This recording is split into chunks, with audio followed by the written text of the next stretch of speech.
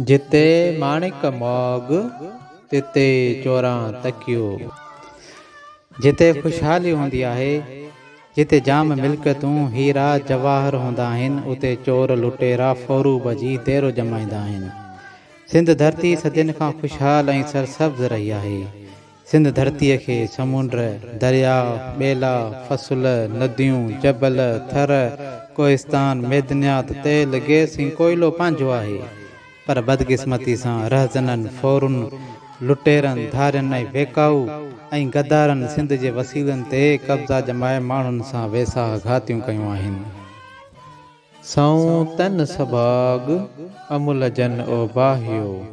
भागन वारा या खुशनसीब उहे सॾिबा जन पंहिंजो अमुल माणक उन्हनि लुटेरनि फ़ौरुनि खां बचायो। शाबलती बिटाई ख़बरदार करे थो त गिफ़लत वारी निंड मां सुजाग थी पंहिंजे नंगनि दंगनि पंहिंजे वसीलनि जी हिफ़ाज़त करियूं। ईअं न कंदासीं त सभु फुरिजी ऐं लुटिजी वेंदासीं। जिते माणिक मोग तिते चोरां तकियो।